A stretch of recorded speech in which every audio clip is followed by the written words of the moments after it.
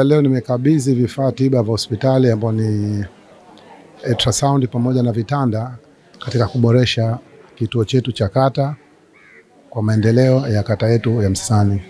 Na pia hapa kuna upungufu wa x-ray, lakini pia nimeahidi kwamba soon nayo hakikisha kwamba tunaikabidhi kwenye hospitali, kwa sababu tayari tumesha order, kwa sababu kutokana na kituo chetu sasa hivi bado kiko katika wenyewe nasema kitaalamu zaidi, lakini kifupi tunataka kitoke kilipo kiende juu zaidi ili wananchi waweze kupata huduma za masaa 24.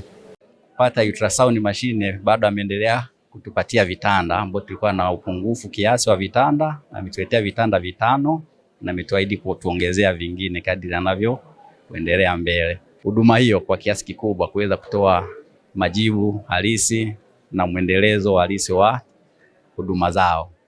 Kwa hiyo wateja kwa ni mkubwa sana, na wateja wetu ni kama mnavyoona mama wajawazito, wateja wanaoumwa sana, wenye uhitaji wapo baada ya kutoka kwa madaktari. Kwa hiyo kwa kiasi kikubwa tuseme uhitaji mkubwa ni kifaa hakikuwepo. Kwa hiyo kuwepo kwa kifaa hicho kinatuwezesha kusonga mbele zaidi na huduma hii bila adha kwa wananchi ambao walikuwa wakiipata toka awali. Ni sehemu muhimu sana kwa upande wa tiba katika jamii yetu ya Msasani. Itapunguza usumbufu wa kupata huduma za kijamii. Hapo awali zilikuwa zinapatikana katika hospitali yetu ya Mwananyamala, lakini sasa hivi kwa watoto, wakina mama wajawazito, wazee na wale wenye umri wa kati, tiba ya ultrasound inapatikana katika kata au zahanati ya kata ya Msasani. Madokta ni wachache. Kwa sababu nasema hivyo, madokta ni wachache. Ukija hapa kama mimi hapa mama mjamzito, si ndio?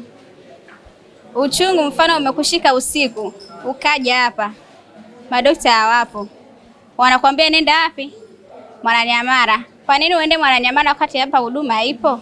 Ombi langu mimi ninaloliona hapa, kama huduma zipo hapa, ziwepo yani muda wote.